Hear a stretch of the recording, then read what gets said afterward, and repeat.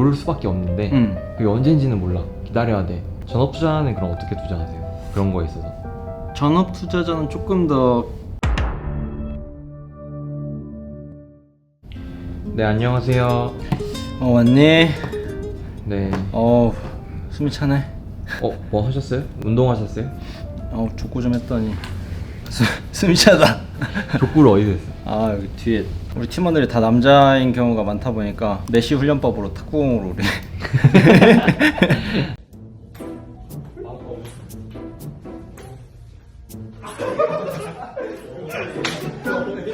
당연히 뭐 딱히 특별한 이슈는 없어가지고 대북 이슈가 계속 나와가지고 지금 대북 이슈 정도는 사실 어느 정도 찌라시 정도에 그냥 불가한 정도인 것 같고, 근데 공식적으로 이제 청와대에서 언급하는 순간 조금 더 한 번 더 모멘텀이 작용할 요소가 있다. 장이 워낙 심심한 경우였어가지고 대북주 이슈가 처음 나온 그 순간에는 모멘텀이 어느 정도 유지될 수 있는 상황이었기 때문에 트레이딩을 하시는 분들한테는 어느 정도 유효한 재료였다. 그거 말고는 이제 개별주들의 실적 발표, 특징적인 건 오늘 OCI 정도가 있는 것 같고, 아무래도 환경적인 이슈가 큰 맥락에서 동의를 얻고 있다 보니까 환경하면 항상 이 OCI가 시세를 많이 받는 경우가 많았거든. 이번에 실적도 이제 폴리실리콘 가격이 많이 올라주면서 되게 괜찮게 나와가지고 장 끝나기 얼마 전에 이제 딱 시세를 뿜어낸 이제 그런 형태인데, 환경 이슈가 계속 주목받는 한 이런 환경 관련 업체들의 실적은 지속적으로 좋아질 만한 여지가 남아있는 것 같다는 생각? 최근에 다시 공론화되고 있는 게 반독점법이잖아요. 그치, 요즘에 미국에서도 중점적으로 다루고 있지. 그때 당시에 마크 주커버그가 이렇게 독점 형태로 가더라도 우리의 경쟁력이 곧 미국의 경쟁력이다라는 이제 그러한 논리로 많이 설득을 해서 이제 조금 넘어갔는데, 이제 바이든한테는 그게 조금 안 먹히는 것 같더라고. 바이든 정부에서는 계속 규제를 받을 확률이 높기 때문에 앞으로의 그러한 규제 행보는 한국을 떠나서도 이제 글로벌 전역에 영향을 미치는 요소가 될 것 같다. 우리가 카카오를 얘기할 때도 그렇고 뭐 네이버를 얘기할 때도 그렇고 항상 그 독점하는 형식에 대해서 굉장히 문제가 있을 수 있다라고 얘기했는데, 그래서 그게 왜 나쁜 거냐라고 했을 때는 지금 한국 시장만 봐도 어느 정도 알 수가 있지. 사실 스타트업들의 목표가 카카오한테 인수가 되는 게 오히려 목표인 경우가 많기 때문에 벤처 회사들이 큰 시장으로 나아가게끔 목표를 지향해야 되는데, 계속 그 카카오나 네이버에 인수되거나 혹은 투자받는 그 자체가 목표가 되다 보니까 장기적으로 경쟁력을 떨어뜨리는 요인이 되는 거지. 문어발로 흡수해버리고 있는 지금 시장을 조금은 건드릴 필요가 있지 않나. 그 부분에서 어느 정도 동의한다. 단기적인 성장성 면에서는 당연히 대형사들이 붙어서 관리해주고 볼륨을 키워주는 게 유리하겠지만, 장기적으로 대형사들의 입맛에 맞게끔 움직일 가능성이 많기 때문에 그런 걸 우리가 인지하고 이제 플랫폼 사업을 한번 반대적인 시선도 가져야 된다.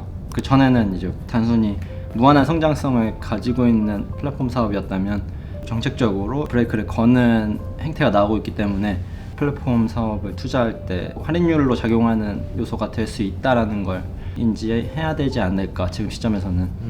이 어떤 서비스가 공공재 역할을 조금은 하는데 그게 이제 독점이 이루어지면 특히 이런 문제가 더 많이 발생하는 것 같아요. 카카오톡도 이번에 코로나 때문에 QR 체크 이런 거 하다 보니까 네이버 카카오가 진짜 공기업처럼 조금 됐잖아요. 나중엔 통신사처럼 좀 제약이 많이 될 수도 있겠다는 생각을 하게 되네요. 국가는 항상 중심이고 싶어 하기 때문에 어느 나라든 똑같은 것 같아. 어떤 기업이 너무 공룡처럼 되는 걸 지켜보기가 어렵겠지? 그리고 최근에 저희가 네이버를 조금 조사해보다 보니까 네이버 사업부 안에서 크진 않지만 클라우드 사업부가 있었잖아요. 그치. 근데 이게 조금씩 성장하는 걸 보여주더라고요. 이번에 디지털 뉴딜, 정부에서 추진하는 디지털 뉴딜 사업에도 클라우드가 포함되어 있어서 공공기관도 이제 클라우드로 전환을 하고 있더라고요. 이런 쪽에도 투자 기회가 많이 있겠죠? 사실 굉장히 큰 카테고리 안에서 이 클라우드라는 개념은 장기적으로 우상향할 수밖에 없는 산업으로 측정되기 때문에 그 밑단으로 클라우드를 타고 내려가면 이제 데이터 센터라던가 혹은 이제 보안 분야라던가 각종 장비라던가 이 클라우드를 위한 장기적으로 주목할 필요가 있는 산업이거든.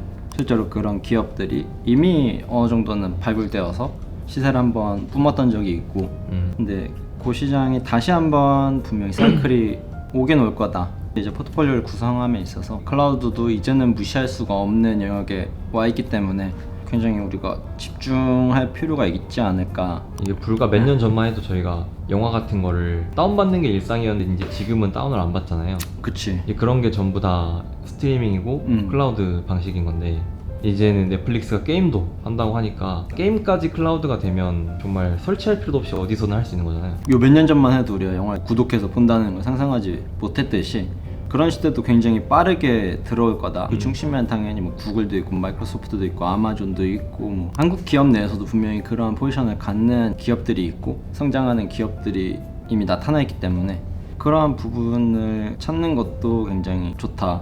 다만 시계열이 조금 길어서 버티냐 버티지 못하느냐 항상 이 싸움인데 지금 같은 시장에서는 가격적으로나 시장 여론상이나 되게 매력적인 포인트를 많이 갖고 있다.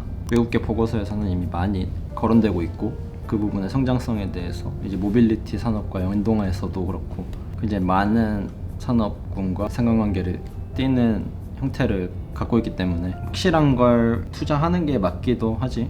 만약 내가 직장인이고 매달 월급을 얼마씩 이렇게 투자한다라고 하면 성장할 수밖에 없는 산업군들을 연말까지 혹은 이렇게 몇 년 단위로 계속 모아가는 방식을 취할 것 같아. 그러니까 전업 투자자라고 하면 일반 투자자들보다 조금 더 수익률이 높아야 되고 이 말은 즉슨 조금 더 효율적으로 투자를 하는 거잖아요. 기다림 시간을 좀 더 줄인다든지.